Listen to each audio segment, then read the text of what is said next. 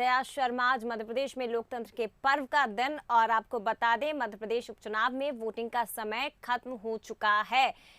अब सिर्फ लाइन में खड़े लोग ही वोटिंग कर सकेंगे। 3 विधानसभा सीट, 1 लोकसभा सीट पर आज वोटिंग हो रही थी, लेकिन वोटिंग का समय खत्म हो चुका है। सिर्फ लाइन में खड़े लोग ही वोटिंग कर सकेंगे और 3 विधानसभा सीटों पर अब तक जो प्रतिशत है, वोटिंग प्रतिशत, वो आपको बता रहे हैं। 63.02% वोटिंग 3 विधानसभा सीटों पर हुई है। वहीं खंडवा बुरहानपुर लोकसभा सीट की यदि बात की जाए तो यहाँ पर 59.02% मतदान हुआ है। अलग अलग विधानसभा क्षेत्रों की यदि वोटिंग परसेंटेज पर नजर डालें तो 50.90% मतदान जोवट विधानसभा क्षेत्र में हुआ है।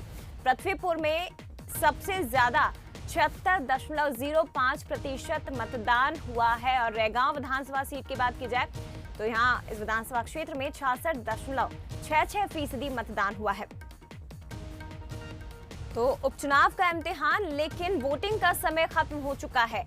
लाइन में हालांकि मतदाता भी लगे हुए हैं और लाइन में खड़े मतदाता ही अब वोटिंग कर सकते हैं। 3 विधानसभा सीटों पर जो वोटिंग परसेंटेज है वो हाई रहा। वहीं सबसे ज्यादा वोटिंग परसेंटेज यदि कहीं का रहा तो पृथ्वीपुर विधानसभा 76.05% मतदान यहां पर हुआ है। तो आज ये वोटिंग परसेंटेज आपको इस वक्त दिखा रहे हैं, लेकिन 2018 के वोटिंग परसेंटेज पर अगर नजर डालें, 2018 का वोटिंग परसेंटेज भी आपको बताते हैं। आज का परसेंटेज और वोटिंग परसेंटेज 2018 का, ये देखिए पिछले चुनाव का वोटिंग परसेंटेज खंडवा लोकसभा का 71.48% था। वहीं जोवट विधानसभा का 52.84% वोटिंग 2018 में हुई थी। पृथ्वीपुर विधानसभा की बात की जाए तो पिछले चुनाव में आज की अपेक्षा ज्यादा वोटिंग हुई थी, 79% से भी ज्यादा वोटिंग हुई थी। रैगांव विधानसभा में 74.53% विधानसभा में यहाँ पर वोटिंग हुई थी इलेक्शन में। खंडवा लोकसभा सीट की बात की जाए तो 71.48% वोटिंग हुई थी और इस बार खंडवा बुरहानपुर लोकसभा सीट में वोटिंग परसेंटेज काफी नीचे गया है। मात्र 59% ही ये वोटिंग परसेंटेज रहा। पृथ्वीपुर की बात की जाए तो पिछले चुनाव की अपेक्षा हालांकि इस बार कम रहा, तकरीबन 3% जो है वोटिंग परसेंटेज कम रहा है। लेकिन सबसे ज्यादा असर जो है वो खंडवा बुरहानपुर सीट पर पड़ा। 52% वोटिंग जो है वो जोवट विधानसभा चुनाव में, पिछले चुनाव का ये वोटिंग परसेंटेज इस वक्त स्क्रीन पर आपको बता रहे हैं। और आज के दिन की बात की जाए, इस उपचुनाव की बात की जाए तो वो एक बार फिर से आपको हम बताएंगे। ये है आज के दिन का, तो 59.02% वोटिंग आज हुई है अब तक का जो है, क्योंकि 6 बजे वोटिंग खत्म हो चुकी है। केवल लाइन में लगे लोग ही इस वक्त मतदान कर सकेंगे। लेकिन अब तक का जो वोटिंग प्रतिशत है वो आपको बता रहे हैं। पृथ्वीपुर विधानसभा 76.05%, जो कि पिछले चुनाव में तकरीबन 3% ज्यादा था।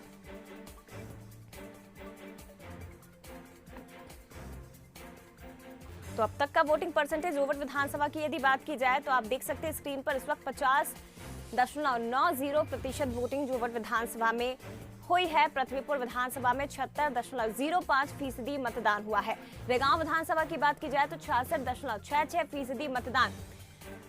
तो आज प्रत्याशियों की किस्मत ईवीएम में कैद हो गई है और अब 2 नवंबर को ही पता चलेगा कि आखिर वोटर्स के मन में क्या था और क्या वोटर्स ने अपने मत के जरिए व्यक्त किया है। चलिए, हमारे साथ एग्जीक्यूटिव एडिटर मनोज सैनी भी जुड़े हुए हैं। इसके साथ ही अलग अलग विधानसभा क्षेत्रों से, अलग अलग मतदान केंद्रों से संवाददाता जुड़े हुए, क्योंकि समय खत्म हो चुका है वोटिंग का। क्या कुछ दिन भर रहा, इसके साथ ही वोटिंग परसेंटेज क्या रहा है वो भी हम समझने की कोशिश करेंगे। हमारे साथ संवाददाता बुरहानपुर से गोपाल देवकर, इसके साथ ही प्रहलाद सेन पृथ्वीपुर से जुड़े हुए हैं और जोवट से यतेंद्र सिंह हमारे साथ जुड़े हुए हैं और तस्वीर में आप देख रहे हैं इस वक्त मनोज सैनी जी भी जुड़े हुए हैं। सबसे पहले मैं आपके पास आना चाहूंगी प्रहलाद, वोटिंग परसेंटेज सबसे ज्यादा पृथ्वीपुर की अगर बात की जाए तो 76.05% आज दिन भर ये वोटिंग परसेंटेज निकल कर आया शाम 6 बजे तक, जो कि वोटिंग खत्म हो चुकी है। 2018 के विधानसभा चुनाव का भी हमने स्क्रीन पर इस वक्त हमारे दर्शकों को दिखाया, तकरीबन 79% ये गया था। आज तकरीबन 3% ये कम रहा और अब भी क्या कुछ तस्वीरें हैं वो भी आपसे हम समझना चाहेंगे। क्या मतदाता अभी भी लाइन में लगे हुए हैं?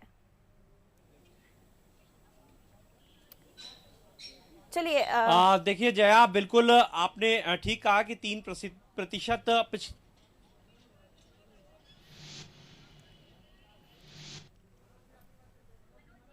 ठीक है, मनोज जी का रुख करते हैं। मनोज जी हमारे साथ जुड़े हुए हैं। मनोज जी, सबसे पहले तो ये वोटिंग परसेंटेज 2018 का और आज का, इसको लेकर ओवरऑल आप क्या कहना चाहेंगे? सबसे ज्यादा अगर खंडवा बुरहानपुर लोकसभा सीट की बात की जाए तो बहुत अंतर आया है सर, 69 और तकरीबन 20% का अंतर आज।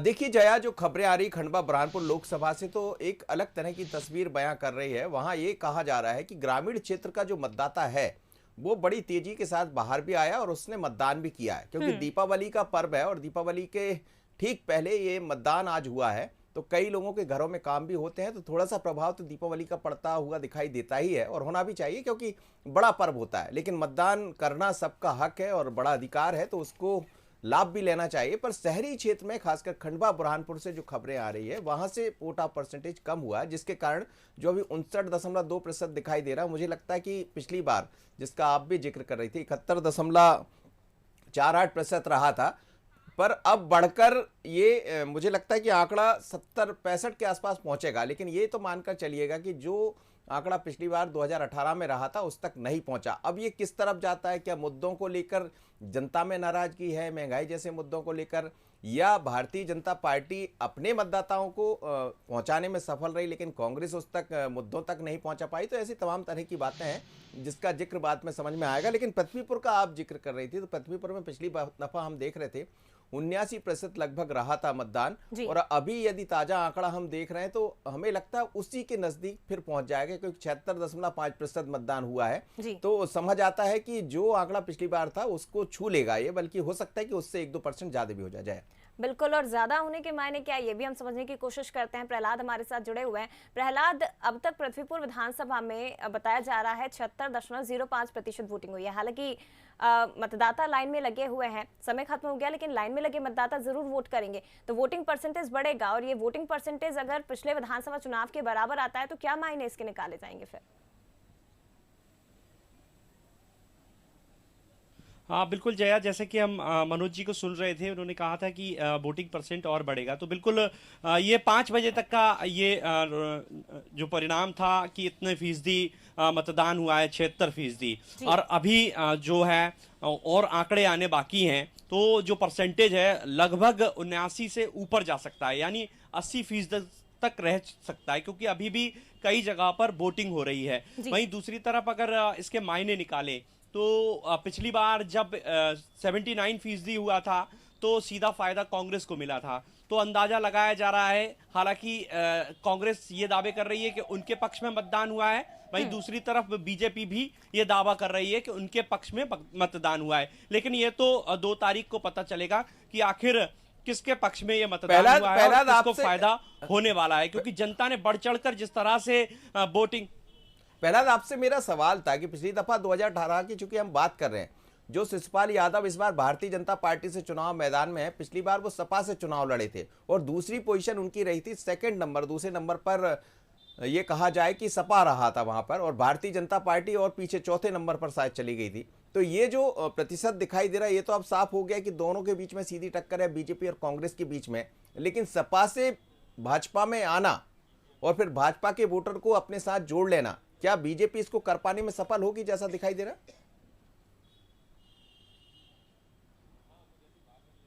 हाँ बिल्कुल, काफी हद तक बीजेपी ने कोशिश की है, क्योंकि हम यहाँ पर देखें बीएसपी नहीं थी तो बीएसपी का फायदा कहीं ना कहीं कांग्रेस को मिलता है। अब सपा जरूर मैदान में थी लेकिन जो प्रत्याशी है और उसको चिन्ह नहीं मिला था, तो इसका फायदा सीधे तौर पर कह लें कि जातिगत आंकड़ों पर देखें या जातिगत समीकरण से देखें तो सीधे तौर पर शिशुपाल यादव को मिलता दिख रहा है। और यहाँ पर हम बार बार ये सुन रहे थे कि यादव मतदाता एक साथ आकर जो शिशुपाल यादव है उन्हें मत कर रहा है। जो तमाम सारे यहाँ पर पोलिंग में जो वोट हैं यादव समाज के, तो वो तो उन्हें मिले ही हैं, साथ ही कुछ और जो बीजेपी का कोर वोटर है उसका भी सपोर्ट यहाँ पर उन्हें मिला है, ऐसा बीजेपी के नेताओं का कहना है।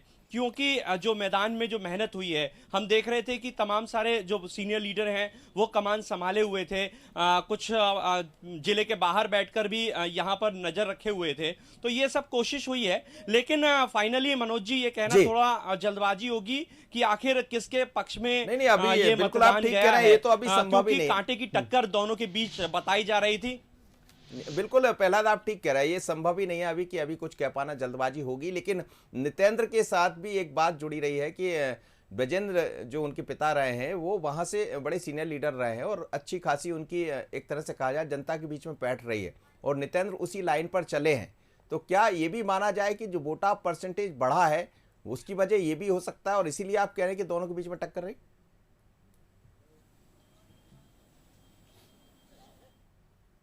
मनोज जी, जिस तरह से कुछ लोग जो यहाँ जब हम निकल रहे थे, कई चाय के घुमटी पर जब बातचीत चल रही थी, तो निश्चित तौर पर जो ब्रजेंद्र सिंह थे एक बड़े कद के नेता थे और एक मास लीडर थे, हर किसी वर्ग का उन्हें यहाँ पर सपोर्ट था। तो इसका फायदा कहीं ना कहीं नितेंद्र को मिल सकता है। लेकिन होमवर्क जिस तरीके से बीजेपी ने किया है, उनके गढ़ को भेदने की कोशिश की है, क्योंकि अभेद किला इसे कांग्रेस का कहा जाता था जब तक ब्रजेंद्र सिंह रहे हैं। लेकिन चुनौती यहां पर उनके बेटे नितेंद्र के लिए भी है, क्या वो सिंपैथी वोट पाने में कामयाब रहे हैं, या जो उनके पिता का कोर वोटर था उसे अपने साथ ला पाने में कामयाब रहे हैं, क्योंकि युवा है, पहला इलेक्शन है, उनके लिए भी काफी मुश्किल भरा है। दूसरी तरफ शिशुपाल की अगर बात करें तो वो मजे हुए लीडर हैं, समाजवादी पार्टी से यहां पर मैदान में मोर्चा संभाल चुके हैं, और जब मुख्यमंत्री शिवराज सिंह चौहान ने खुद यहां पे इलेक्शन की जमावट की है, 11 सभाएं उन्होंने की हैं, तो इससे अंदाजा लगाया जा सकता है कितनी मेहनत, कितना होमवर्क बीजेपी ने प्रत्येक पोलिंग बूथ पर किया होगा। तो इससे दोनों के बीच बेहद कड़ा मुकाबला, और अभी तक दोनों के बीच में बयानबाजियों का भी दौर देखने को मिल रहा है। बीजेपी यहां पर आरोप लगा रही है कि कांग्रेस ने बूथ कैप्चरिंग की है, कांग्रेस ये कह रही है कि बीजेपी यहां पर अपनी शक्ति का आरोप प्रत्यारोप तो प्रहलाद लग ही रहे हैं, लेकिन 2 नवंबर को स्पष्ट होगा कि आखिर जो दावे दोनों पार्टियों की तरफ से किए जा रहे हैं वो कितने सफल होते हैं। अब बने रहेगा प्रहलाद, लेकिन बुरहानपुर का मैं रुख करूंगी, यहाँ से हमारे संवाददाता गोपाल देवकर जुड़ गए हैं। गोपाल, अभी क्या कुछ तस्वीर, मतदाता अभी भी लाइन में लगे हुए हैं, लेकिन अगर खंडवा बुरहानपुर लोकसभा सीट की बात की जाए तो बहुत अंतर इस बार वोटिंग परसेंटेज में आया है। 59%, 59.02% मतदान अभी बताया जा रहा है हुआ है। लेकिन पिछले विधानसभा चुनाव की अगर बात की जाए तो देखिए काफी अंतर इस चुनाव में आया है। जी जया जी, बता देना चाहूंगा कि जिस तरह से यहाँ देखा जा सकता है, मेरे पीछे जो यहाँ पर 3 बूथ है, 193, 194 और 190, इस प्रकार 3 बूथ यहाँ पर बने हुए, लेकिन किसी भी बूथ पर जो है कोई भी जो है मतदाता मौजूद नहीं है। सारे मतदान कर्मी हो चाहे पुलिस कर्मी हो, सभी जो है यहाँ पर बाहरी तौर पर निश्चित होकर के खड़े हुए हैं, यानी अपने स्ट्रीमिंग होने का केवल इंतजार कर रहे हैं। अब बात रही यदि पोलिंग परसेंटेज की, तो निश्चित तौर पर यहाँ पर पोलिंग परसेंटेज कम हुआ है बुरहानपुर। यदि हम शहरी क्षेत्र की बात करें तो निश्चित तौर पर ग्रामीण क्षेत्रों से कम रहा, जिसका प्रमुख कारण जो है यहाँ बताया जा रहा है कि दीपावली के त्यौहार में सभी लोग या तो अपने अपने दुकानदारी में व्यस्त रहे, फैक्ट्रियों में व्यस्त रहे, या फिर महिलाएं जो है अपने परिवार में व्यस्त रही है, जिस प्रकार यहाँ पर देखने को मिला है। जय जी, बिल्कुल बने रहेगा गोपाल हमारे साथ। लेकिन मनोज जी, आप क्या कुछ इसमें ऐड करना चाहेंगे? जिस तरह से देखा, जो बातें गोपाल जी की तरफ से कही गई है, क्या कुछ आप अपनी तरफ से इसमें ऐड कर सकते हैं? देखिए जया, जैसा हम शुरुआत में भी कह रहे थे कि दीपावली का बड़ा पर्व होता है और उसका असर हो सकता है यहाँ दिखाई दे, लेकिन बड़ी बात यह है कि जब हम उस क्षेत्र में पहुंचे, 8 विधानसभाएं आती है एक लोकसभा क्षेत्र में, तो 8 विधानसभा में हम खुद पहुंचे हैं, तो वहां पर मुद्दे थे, महंगाई जैसे मुद्दों पर चर्चा भी हो रही थी, क्योंकि शहरी क्षेत्र में तो कम से कम ये चर्चा हो ही जाती कहाँ कितना मुद्दा है, लेकिन ग्रामीण क्षेत्रों में भी इस बात की चर्चा थी जब गांव में हम पहुंच रहे थे। और गांव का वोटर, जो ग्रामीण क्षेत्र का वोटर है, वो काफी तादाद में बाहर आया, तो मुझे लगता है ये धड़कन बढ़ाने वाला हो सकता है दोनों ही दलों के लिए, क्योंकि यदि भारतीय जनता पार्टी उस मुद्दे को उस पर कामयाब रही कि वो जनता उसको ना समझ पाए, और उसके बीच में जिस तरह से बीजेपी ने काम किया, चाहे बीडी शर्मा जी वहाँ पहुँचे, लगातार सभाएं ली है, या शिवराज जी वहाँ पहुँचे, पूरी टीम को वहाँ लगाया गया था, 38 करीब लगभग विधायक, उससे ज़्यादा विधायक और मंत्री वहाँ पर लगे हुए थे, तो समझा जा सकता है कि बीजेपी ने पूरी मेहनत की थी। पर मतदाताओं को निकाल पाने में, बूथ तक अच्छा पहुंचाने में, मनोज जी, बीजेपी ने मेहनत की थी, लेकिन यहाँ पर जातिगत समीकरण भी काम करने की कोशिश बीजेपी की तरफ से की गई। जो फैक्टर है, जो बीजेपी ने कहा जा सकता है ओबीसी कार्ड खेलने की कोशिश की, क्या वो काम करेगा? वोटिंग परसेंटेज क्या आपको बताता है जातिगत समीकरण के लिहाज से अगर देखें तो? देखिए, हमें लग रहा है कि प्रत्याशी के बतौर यदि इसको देखा जाए, जैसा आप ज्ञानेश्वर पाटिल की बात कर रहे हैं, तो वो जरूर ओबीसी वर्ग से आते हैं। दूसरी तरफ यदि राजनारायण सिंह की बात करते हैं तो वो राजपूत समाज से आते हैं, और इसीलिए आप देखिए वहाँ ऐसा कहा जा रहा था कि ठाकुर जो वर्ग है, जो वोटर है, वो अलग है, और दूसरे वर्ग के जो लोग हैं वो अलग है, और बीजेपी शायद दूसरे वर्ग पर काम भी कर रही थी। और हमें लगता है पर गांव का वोटर बढ़ना ये कुछ और इशारा भी करता है, क्योंकि इसको समझना पड़ेगा और हमें इंतजार करना पड़ेगा कि आखिर परिणाम क्या आते हैं। बिल्कुल समझने की कोशिश करेंगे, और यतेंद्र का रुख करना चाहूंगी मैं। यतेंद्र हमारे साथ जोवट से जुड़े हुए हैं। यतेंद्र, जोवट का वोटिंग परसेंटेज अभी 5 बजे तक की बात की जाए, हालांकि ताजा आंकड़े अभी निकलकर सामने आएंगे, 6 बजे वोटिंग खत्म हुई है, 5 बजे तक का आंकड़ा जो है वो 50.90% मतदान बता रहा है। अभी क्या कुछ स्थिति, क्या ताजा अपडेट आपके पास? जी, जय बताना चाहूंगा, जोवट का जो परिणाम अभी आया है, अभी तक का प्रतिशत रहा है 50.90 रहा है, जबकि गत वर्ष जो गए बार वाले मतदाता वोटिंग हुई थी वो 52% के ऊपर रहा था। तो कहीं ना कहीं मतदाता इस बार जागरूक भी रहे हैं, और हो सकता है कि इस बार 5 बजे तक की स्थिति आई है, महिला और पुरुष ने समान रूप से पार्टिसिपेट किया और मतदान किया है। पूरी तरह से 49% महिलाओं का रहा है, 50% पुरुषों का रहा है। यहाँ तक हम बात करें कि यहाँ जैसे ग्रामीण क्षेत्रों की बात करें तो ग्रामीण क्षेत्रों में भी बहुत मतदान हुआ है, अच्छी तरह से मतदान किया गया है लोगों ने। और दूसरी बात ये है कि 5 बजे के बाद जितने लोग थे, अभी 6 बजे बाद जो कतार में लगे हुए थे, उन लोगों का अभी परसेंटेज बढ़ना और बढ़ सकता है, और लगभग ये 55 से ऊपर भी जा सकता है, क्योंकि गई बार के जो परसेंटेज रहा था वह 52% से ऊपर रहा था। अभी जो है ये बता सकते हैं कि और अभी जिस तरह से प्रशासन ने भी पलायन वाले लोगों को भी बुलवाया है, कहीं ना कहीं ईपिंग के माध्यम से भी लोगों को यतेंद्र आपसे मेरा एक सवाल था। यतेंद्र, जैसा आप कह रहे हैं कि वो ऐसा क्षेत्र है जहां से अधिकांश लोग गुजरात में चले जाते हैं काम धंधे पर, और उनको लाकर वापस वोट कराना, जैसा आप भी जिक्र कर रहे हैं, यानी प्रशासन के लोग इसको कामयाब रहे हैं, 55% से ज्यादा वोट पड़ रहे हैं वहां पर, जैसा आप कह रहे हैं, दिखाई देता है आंकड़ा, तो फिर ये किसकी धड़कनें बढ़ा देगा? जी, के पलायन के लिए ईपिंग सिस्टम से और प्रशासन ने पूरी मेहनत की गई है, और हम ये मान सकते हैं कि लगभग 55% जा सकता है आंकड़ा, क्योंकि अभी भी इंटर क्षेत्र से अभी ये सूचना रही थी कि लाइन लगी हुई है, और लगभग हमें लगता है कि कहीं ना कहीं पलायन वाला भी रहा है, लोगों को लाने में सहायक रहा है, प्रशासन की ओर से मेहनत भी की गई है, उस वजह से परसेंटेज बढ़ सकता है।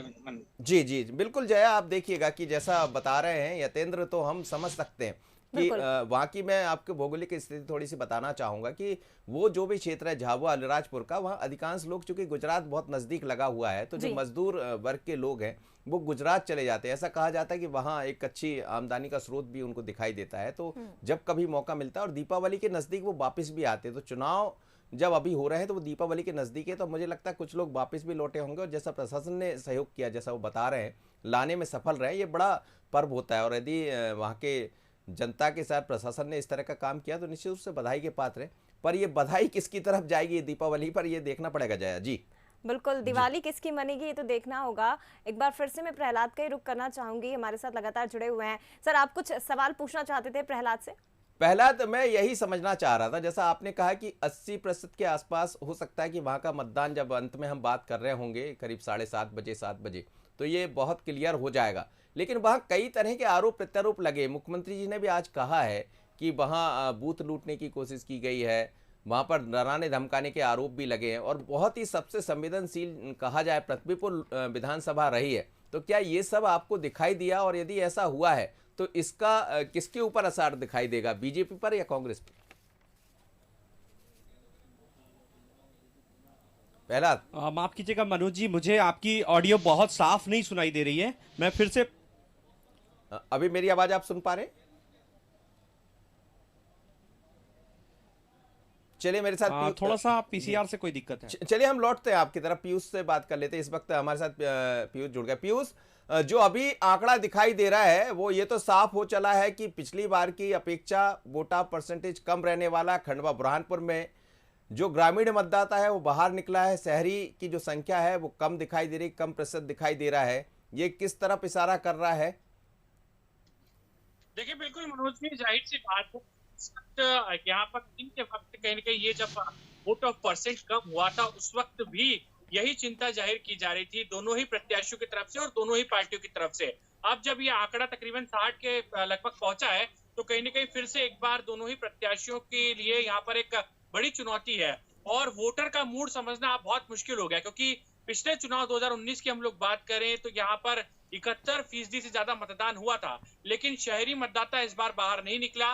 खास तौर पर हम लोग खंडवा शहर की बात करें या फिर बुरहानपुर शहर की बात करें या फिर ऐसे जो शहरी क्षेत्र हैं जो इस संसदीय क्षेत्र में आते हैं, वहां पर वोटर्स यहाँ पर घर से निकलने में कहीं न कहीं यहाँ पर चूक कर गया। तो ये एक बड़ी कहीं न कहीं चुनौती भी है और ये एक कहें तो दोनों ही पार्टियों के लिए टेंशन बढ़ाने वाली बात है, क्योंकि लगातार कोशिश की जा रही थी। दोनों ही पार्टियों का दावा था कि बड़ी संख्या में वोटर्स घर से बाहर निकलेंगे, अपने मताधिकार का प्रयोग करेंगे और खास तौर पर शहरी क्षेत्रों पर अधिकतर कहीं न कहीं यहाँ पर दोनों ही दलों की डिपेंडेंसी थी। लेकिन अब ग्रामीण वोटर उलट यहाँ पर दृश्य दिखाई दिया। ग्रामीण वोटर्स खासे उत्साह के साथ में यहाँ पर घरों से बाहर निकले। हमने सुबह के वक्त देखा तो कतारें मतदान केंद्रों पर नजर आई और उसके साथ में बड़े उत्साह के साथ में ग्रामीण वोटर्स ने यहाँ पर इस पूरे मतदान की प्रक्रिया में हिस्सा लिया। तो फिलहाल टेंशन बरकरार है। अब 2 नवंबर को यहाँ पर तस्वीरें साफ होंगी कि आगे किस तरीके से यहाँ पर जो मतदान हुआ है वो किसके पक्ष में हुआ है। लेकिन शहरी मतदाताओं को बाहर निकालने की कोशिश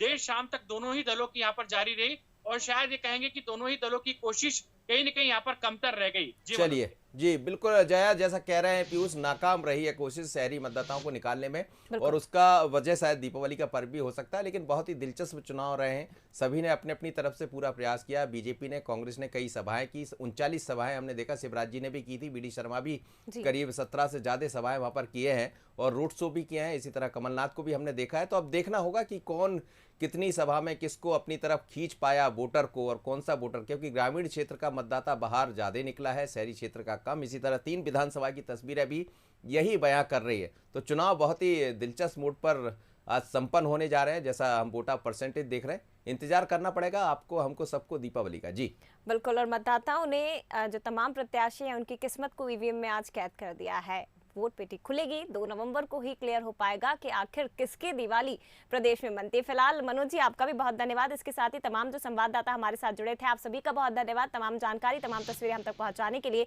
तो चुनाव का इम्तिहान 6 बजे वोटिंग खत्म हो चुकी है। हालांकि जो लाइन में लगे मतदाता थे वो वोटिंग कर रहे हैं, लेकिन अपडेट लगातार हम आपको देते रहेंगे।